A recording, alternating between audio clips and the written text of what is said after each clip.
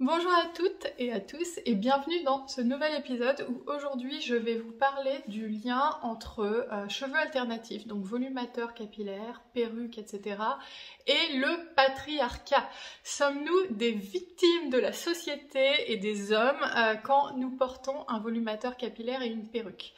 Alors pourquoi cette question? Tout simplement parce que j'ai vu passer sur Instagram et puis c'est un peu un truc qui revient souvent depuis quelques mois, pas forcément sur l'alopécie et les volumateurs, mais ce côté, quand on fait quelque chose, est-ce qu'on le fait parce qu'on le veut vraiment ou est-ce qu'on le fait parce que c'est une pression de la société actuelle, une pression des hommes mâles hétérosexuels de 40 ans qui nous pousse à agir en gros. Et du coup j'avais vraiment envie de réagir là-dessus parce que j'ai vu un post en particulier passer sur les réseaux il y a un mois ou deux qui m'a fait réagir intérieurement et je me suis dit je vais pas réagir à chaud, je ferai une vidéo à un moment, mais en gros ce que ça disait c'est que les marques de volumateurs capillaires et perruques, donc sur les réseaux, je me suis sentie un petit peu visée, peut-être que je l'étais pas, mais voilà, sur les réseaux il n'y en a pas non plus 600 des marques vraiment actives sur les volumateurs capillaires et perruques, avait tendance donc à dire que une femme pour se sentir bien et retrouver sa féminité devait avoir besoin d'un volumateur capillaire et d'une perruque et que en gros, je sais plus exactement comment c'était dit, mais c'est comme ça que j'ai reçu le message en fait, c'est que il fallait pas que les femmes se laissent céder à cette pression, que c'est une pression de la société et du patriarcat et qu'on est belle comme on est avec notre alopécie, etc., etc., etc. Et donc j'avais envie de réagir là-dessus parce que je pense qu'il y a des choses intéressantes dans ce post, sinon je réagirais pas. Et en même temps, je suis pas non plus 100% d'accord. Et je pense que c'est en ça que c'est intéressant, donc voilà, prenez, comme elles disent les youtubeuses, un thé, un café, parce que je sens que je vais vous faire un monologue de 30 minutes là. Donc en fait, première chose, il est vrai qu'une femme, et je pense que c'est aussi valable pour un homme, mais ici on va vraiment parler des femmes, puisque quand on se dit victime du patriarcat, j'imagine qu'on pense surtout aux femmes. On va vouloir, quand on a une alopécie, porter un volumateur capillaire ou une perruque parce qu'on se sent atteinte dans sa beauté, dans sa féminité. Donc c'est vrai que ça c'est quelque chose que je peux souvent mentionner dans les réseaux. Sur les réseaux, c'est que voilà, on peut se sentir, en tout cas moi c'est ce que j'ai ressenti en tant que femme atteinte d'une alopécie, c'est que j'avais l'impression d'avoir perdu une part de beauté, une part de féminité et mon pouvoir de séduction, mon pouvoir. Pas que j'avais beaucoup de pouvoir avant, mais du coup j'avais l'impression de ne plus avoir de pouvoir du tout. Et c'est vrai qu'en soi, là où l'article a raison et où je suis 100% d'accord, bon je me rappelle plus exactement la teneur de l'article, mais c'est en gros toute cette nouvelle vague féministe qui arrive, c'est que il faut aussi apprendre à savoir que la beauté c'est... attention petits yeux, petits papillons, ciel bleu, tout ça, mais c'est vrai, la beauté, ça s'apprend. Et c'est vrai que c'est dans le regard de l'autre. Et c'est vrai que moi, maintenant, j'ai l'habitude de voir des femmes avec des alopécies et de les trouver belles, de voir des femmes chauves et de les trouver belles. Et ça, c'est quelque chose qu'on doit apprendre à... Je pense, il faut éduquer son regard et se dire, non, c'est pas parce qu'une femme perd ses cheveux qu'elle est pas belle. Et je pense que j'ai jamais vraiment eu ce regard-là. En fait, j'avais ce regard sur moi. C'est-à-dire que moi, je me trouvais pas belle, mais je me rappelle d'aussi loin qui a commencé comme un diadème, maintenant il y a 2-3 ans, quand je recevais des photos de femmes avec des alopécies, avant même de lancer ma marque, j'en recevais souvent des photos en fait. Des femmes qui m'envoyaient leurs témoignages, qui me disaient « Regarde comment moi je suis ». Je me suis jamais dit, ouais, elle est pas belle à cause de son alopécie. En fait, je voyais un visage, je voyais des fois une jolie femme et je me disais, elle a une alopécie, voilà, mais un peu comme je me dirais, je sais pas, une femme qui se laisse pousser les poils sur les jambes, et j'ai rien contre ça, croyez-moi, je le fais souvent. Je vais pas me dire, elle est pas belle parce qu'elle a des poils sur les jambes, mais pareil pour une alopécie. Je sens que cette vidéo va partir en vrille, mais je me disais pas ça. Mais c'est vrai qu'il y a quand même un regard qui s'éduque et qu'il faut qu'on apprenne toutes à se dire que c'est pas parce qu'on a une alopécie qu'on n'est pas belle ou qu'on devient laide, etc. Et en ça, je suis entièrement d'accord avec l'article. Et justement, ce que j'avais envie de dire aussi, c'est que moi, paradoxalement, et c'est là que après je vais rentrer dans les arguments aussi en faveur du volumateur et de la perruque, mais Moi, c'est de porter un volumateur pendant quelques années. J'en ai porté notamment au quotidien pendant 1 ou 2 ans. C'est plus mon cas maintenant, mais ça m'a appris à me détacher de mon alopécie et à avoir un regard plus bienveillant envers mon alopécie, paradoxalement. Et ça, je pense que c'est important aussi de le comprendre. C'est pas blanc ou noir, genre on met un volumateur parce que on cède à la pression du patriarcat, etc. Donc bref, là où j'ai envie d'aller maintenant, c'est... je trouve que ces discours un peu... où là, il y a une part de raison, comme je vous ai dit, mais dire...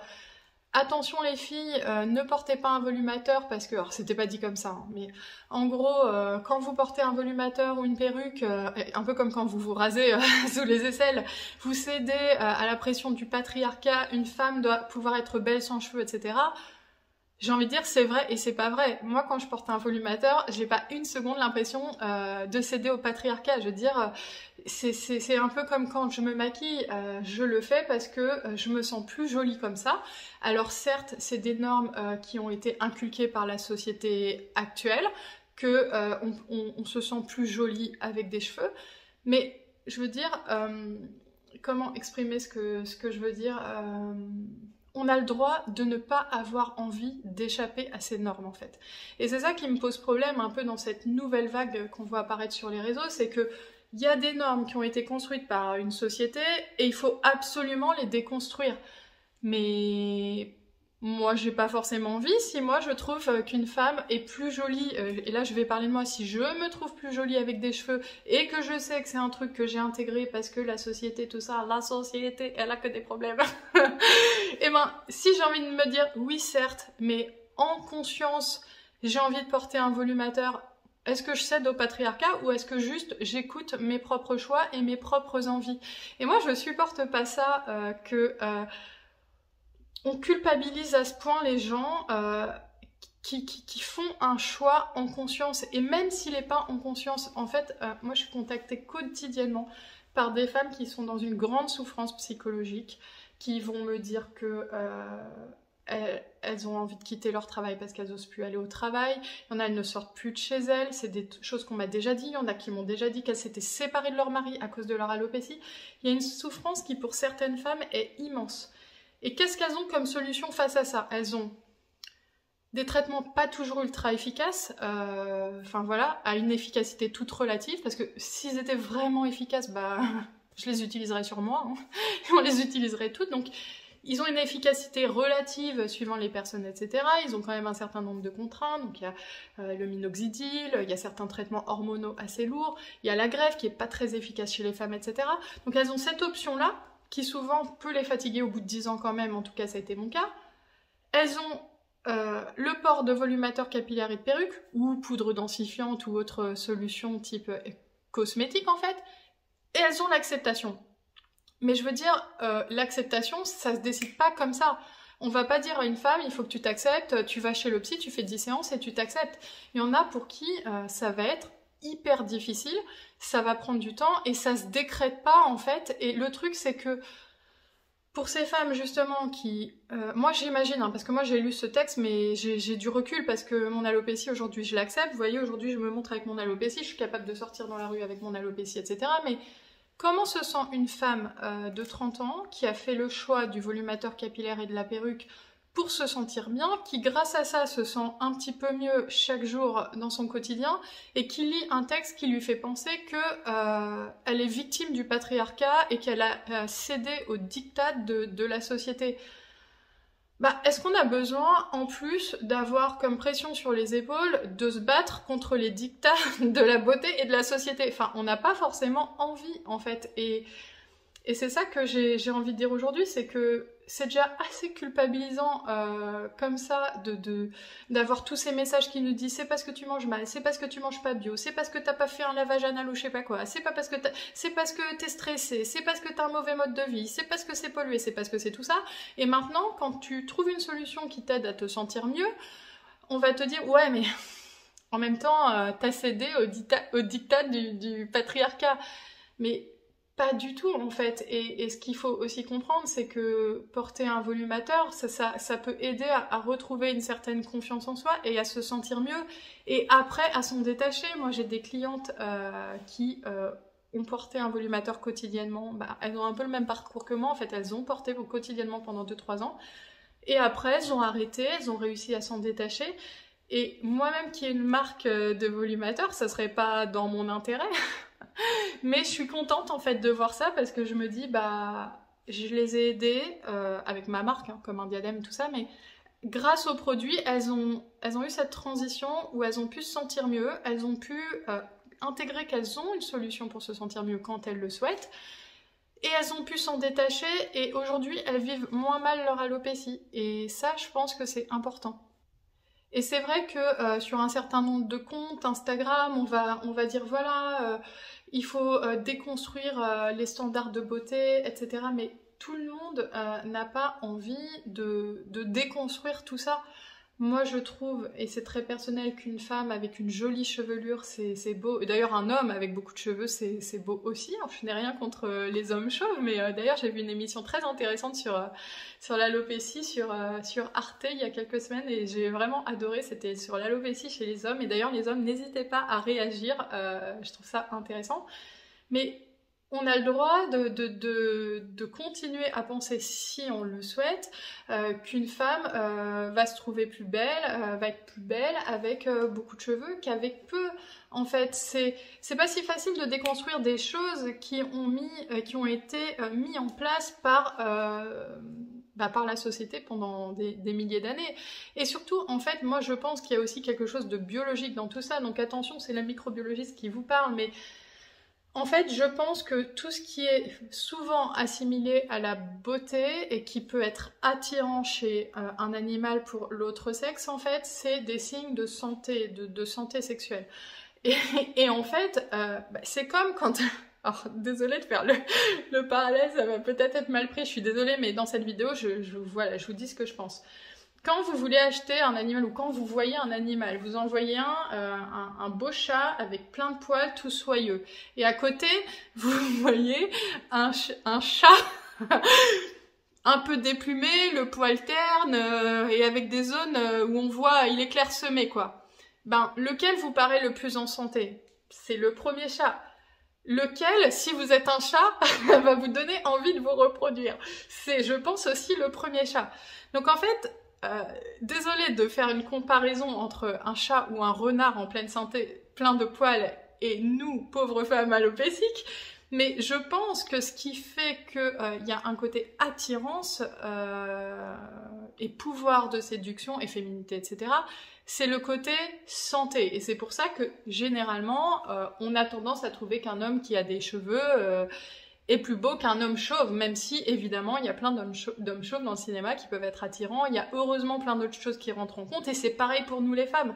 Moi, je me trouve pas dégueulasse aujourd'hui, malgré mon alopécie, je me dis je peux plaire à quelqu'un, je peux, voilà, malgré que je sois clairsemée. Mais en fait, ce que je veux dire par là, c'est que lutter contre ça, et se dire oui, il faut déconstruire tout ça, etc., bah, c'est un peu compliqué parce que c'est aussi nos instincts primitifs qui jouent là-dedans, en fait. C'est des choses primitives, c'est des signes de santé, alors que on le sait bien que ça n'a rien à voir. Moi, je pense, je touche du bois, être en bonne santé, y a pas de problème, mais c'est vrai que un corps qui a moins de cheveux, enfin, c'est comme je vous ai dit, l'animal avec moins de poils ou les cheveux tout ternes, tout ça, bah, ça envoie moins un signe d'efficacité, de reproduction, quoi. Et ça, on peut pas y faire grand chose. Et du coup, lutter contre ça, c'est bien gentil, mais enfin, on n'a pas forcément tous envie de se battre contre des normes qui sont là. C'est vrai qu'une femme avec beaucoup de cheveux, c'est quelque chose qui est mis vachement en avant par la société, avec une belle chevelure bien brillante. Bon, ben voilà, il faut aussi...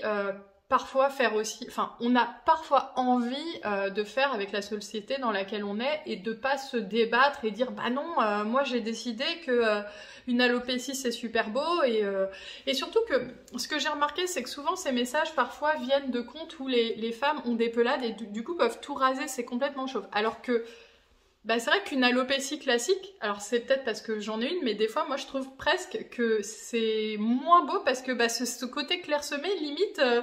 je trouve qu'une zone toute chauve est moins dérangeante. Après, c'est peut-être parce que je suis touchée par ça, alors que si j'avais, je sais pas, une pelade ou quoi, je penserais la chose inverse. Mais bref, tout ça pour dire que on n'a pas tous envie de se battre contre des normes sociétales qui sont en place depuis des centaines d'années ou même depuis un siècle. Enfin, on n'est pas tous dans ce combat-là. Moi, j'ai des femmes au quotidien qui sont en grande souffrance et déjà leur dire, voilà, si tu essaies de pas le porter tous les jours, moi je suis la première à conseiller de pas porter le produit le week-end, de pas le porter pendant les vacances, mais il y a beaucoup de femmes qui me disent, mais c'est hors de question. Je ne sortirai pas sans mon volumateur, je ne sortirai pas de mon appartement sans mon volumateur. Il y en a même qui le portent dans leur appartement.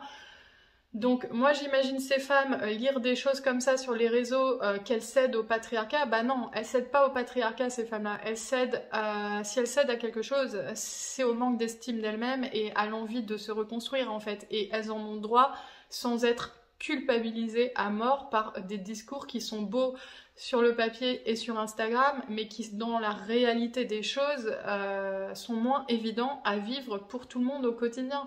Et c'est vrai que ces textes de dealing qui vont sortir des choses comme ça, je me dis, mais est-ce qu'ils se rendent compte, mais je crois pas, du coup, de la souffrance dans laquelle les femmes se trouvent et du manque de solution surtout. Parce que du coup, ce que ça envoie comme message, c'est la solution, c'est l'acceptation. Et c'est celle-là qui est la bonne parce que c'est comme ça que tu ne cèdes pas à la société. Mais enfin, c'est une dictature ce truc en fait. Et du coup, qu'est-ce qu'on dit des hommes qui portent des toupets? Des hommes qui veulent porter, et il y en a, moi j'en ai même parfois qui me contactent, qui veulent porter des prothèses capillaires. Bon bah eux aussi ils cèdent au patriarcat. Non, à quoi ils cèdent? Aux normes de la société aussi. C'est un peu comme quand... Souvent on dit ça aussi, c'est que les femmes, elles sont victimes de la société, de toute la pression qu'il y a sur elles pour être minces, pour être belles. Et c'est vrai que sur le corps des femmes, il y a une pression qui est là et qui existe, je vais pas dire le contraire. Mais les hommes aussi, en fait, quand on y réfléchit, les hommes, il faut qu'ils soient musclés, grands, pas chauves aussi, si, de préférence. Et alors c'est sûr que eux, on va plus accepter qu'ils vieillissent, etc. Mais eux aussi, ils ont une pression. Et donc, qu'est-ce qu'on dit à l'homme chauve qui souffre de son alopécie, de sa calvitie? C'est exactement la même chose. Et lui, il cède pas au patriarcat. Et qu'est-ce qu'on lui dit quand il porte des faux cheveux? Bah, en fait, la seule chose à laquelle éventuellement il cède, bah, c'est pareil, c'est... Il y a une norme actuellement dans la société, une norme entre guillemets, parce que chez les hommes c'est beaucoup plus toléré de perdre ses cheveux, parce qu'on le voit beaucoup plus, ça doit être environ 20% des hommes, donc c'est un petit peu différent, mais en gros, la norme c'est d'avoir des cheveux, bah il a envie d'avoir des cheveux, et il cède juste à, éventuellement, à un critère de beauté comme... bah, quelqu'un voudrait, je sais pas, être mince parce que c'est ce qui est le plus toléré actuellement et il a envie de se battre pour ça, bah, chacun ses envies, chacun gère son corps et son image de soi au quotidien et en conscience en fait. Et c'est pas parce qu'il le fait qu'il a pas conscience. Tous les hommes qui vont se faire greffer des cheveux en Turquie, je pense qu'ils ont bien conscience que... quelque part, ils répondent à une norme de la société et qu'ils sont pas obligés de le faire et qu'ils peuvent apprendre à se trouver beau en étant chauve. Mais tout le monde n'y arrive pas et tout le monde n'a pas cette envie de le faire, cette force psychologique aussi. Et comme je vous ai dit, moi quand je vois des femmes qui me disent bah moi je peux plus sortir dans la rue sans mon volumateur, alors souvent il arrive aussi parfois que ce soit des femmes qui ont des alopécies bien plus fortes que la mienne. Et c'est vrai que moi je me dis ben j'ai pas envie de les juger en fait, parce que c'est facile pour moi maintenant, j'ai encore quand même pas mal de cheveux, j'irai pas jusqu'à dire ça, mais j'ai encore des cheveux, donc c'est facile de dire ah bah tu devrais sortir dans la rue, mais on en reparle dans 10 ans, quand je serai vraiment très très clairsemée, peut-être que je ferai plus la maline, et c'est vrai que ces posts qui viennent parfois de femmes qui n'ont même pas d'alopécie, j'imagine que ça doit être des journalistes de 22 ans qui écrivent ça avec leurs cheveux magnifiques attachés là, bah tu dis bah viens, prends mon alopécie, on échange et on en rediscute. Donc voilà, comme je vous ai dit, je suis pas dans la négation totale de ce qui est dit dans ces articles. Je pense qu'il y a beaucoup de choses qui ont été faites sur les réseaux ces dernières années, notamment dans la sphère féministe, pour faire avancer beaucoup de choses, et notamment au niveau des poils, etc. C'est vrai que, bah, par exemple, avant qu'il y ait ces choses-là qui sortent sur les réseaux, genre pourquoi on se rase les poils et tout, c'est quelque chose qui est imposé par la société. C'est vrai que moi-même, j'y avais jamais réfléchi. C'est quelque chose que je faisais et je me disais, bah oui, je le fais, voilà. Alors que maintenant, quand je le fais, je me dis, bon, tu le fais parce que c'est le patriarcat. Et ça, c'est pour le coup, oui aussi un peu, mais bah, au moins, j'ai conscience de mon choix. Et ça, je pense que c'est important. Et c'est comme le maquillage, c'est comme les talons, c'est comme beaucoup de choses. Mais je vais vous dire, alors on parle aussi, parce que là je vais partir dans un autre délire, mais on parle du patriarcat. Mais c'est pas que le patriarcat, des fois c'est les femmes entre elles, parce que déjà souvent les femmes qui remarquent les alopécies, enfin c'est plutôt les femmes qui remarquent les alopécies que les hommes, j'ai remarqué, en tout cas de mon vécu personnel, c'est plutôt les femmes qui ont remarqué mon alopécie que des hommes. Mais même au-delà de ça, moi je vais vous donner un exemple. Il y a une période où sur Instagram, des fois je faisais des stories sans être maquillée. J'ai toujours été maquillée sur les vidéos YouTube, un petit peu apprêtée, mais des fois j'étais chez moi dans mon quotidien, je faisais des stories sans maquillage. Mais je me suis fait massacrer sur les réseaux, mais c'est pas par des hommes. Hein. Alors peut-être parce qu'ils suivaient pas mon compte. Mais c'est des femmes hein, qui ont dit elle se laisse aller, elle se maquille pas, elle met pas assez bien en avant les produits. C'est pas le patriarcat ça, c'est le matriarcat. Donc en fait, moi j'ai pas envie de me poser en victime de la société en fait. Quand je porte un volumateur, par exemple je vais en porter un pour mon mariage qui a lieu bientôt, je le fais pas parce que je suis une victime, je le fais parce que ça me fait plaisir, je sais que je vais me sentir beaucoup plus belle avec, et ça sera peut-être beaucoup plus belle selon les normes de la société, et c'est ok, et on a le droit, et je serai maquillée, et je serai beaucoup plus belle selon les normes de la société, et ça me va très bien. Et voilà, et je voulais juste discuter de ça parce que je trouve que voilà, on n'a pas en plus besoin de culpabiliser, et voilà, et surtout je trouve ça aussi un petit peu dommage de un peu stigmatiser des marques, même si j'étais peut-être pas visée, mais à dire oui, les marques vous disent que vous retrouvez votre féminité et tout, ben pour certaines femmes c'est une réalité en fait. Alors moi c'est pour ça que je suis pas sûre qu'on parlait de moi, parce que j'utilise rarement ce terme de retrouver sa féminité, je dis plutôt que on retrouve qui on est en fait. C'est pas forcément nous en tant que femmes, parce que tout ne se limite pas à être homme ou femme. On retrouve le physique qu'on pense qu'on aurait pu avoir. Et c'est ça qui est fort et qui est beau en fait. C'est juste de se retrouver soi et de se dire voilà comment j'aurais dû être. Et voilà, et ça veut pas dire qu'on doit toujours être comme ça. Moi je m'accepte aujourd'hui avec mon alopécie, j'ai aucune honte à la montrer. Je sors avec dans la rue, j'en parle sur les réseaux, je me montre en story avec mon alopécie. Et il n'y a pas de problème, et je m'accepte avec, et je m'accepte de plus en plus. Mais ça n'empêche que quand je mets un volumateur, bah, j'ai toujours cet effet waouh, où je me dis, quand même, t'es mieux comme ça. Alors peut-être que j'ai tort de penser ça. Peut-être que je devrais dire, bah non, comme beaucoup de femmes me disent d'ailleurs, tu es aussi belle avec que sans. Alors parfois on me dit, t'es mieux sans. Bah peut-être, peut-être. En tout cas, c'est pas l'impression que j'ai de moi-même. Mais voilà, quand je fais ce choix de porter un volumateur, c'est parce que je me trouve plus jolie avec, et surtout je vois ce que ça apporte à toutes les femmes qui m'écrivent et qui, après être passées au volumateur, me disent voilà, je me sens mieux, je retrouve confiance en moi, je me sens belle et tout, et je suis passée par là, donc je sais ce que c'est. Et tout ce que je leur souhaite, c'est d'être heureuse avec ce produit, et peut-être un jour d'être heureuse sans, de s'en libérer dans le sens où elles vont plus après l'utiliser comme un accessoire que comme quelque chose qui est indispensable pour elles, pour se sentir bien. Elles vont utiliser ça comme du maquillage pour se sentir plus jolies.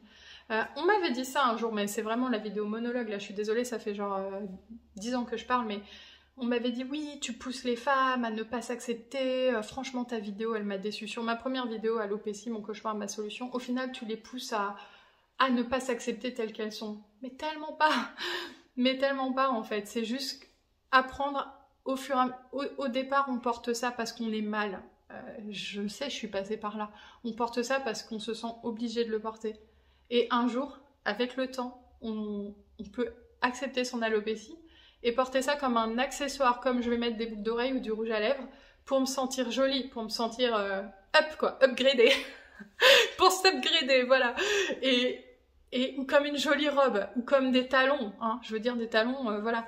Et moi, c'est tout ce que je souhaite aux femmes en fait, c'est que cet accessoire qui n'est pas accessoire au départ, mais qui est une prothèse capillaire, puisse devenir au bout d'un moment un réel accessoire de beauté. Et d'ailleurs, pour moi, je pense que ça pourrait être quelque chose qui puisse être même utilisé par des femmes qui ont des cheveux en fait et qui veulent juste densifier leur chevelure pour une soirée, pour un week-end, etc. Bon, j'espère que cette vidéo, ce podcast vous aura plu et je vous dis à bientôt pour un prochain monologue.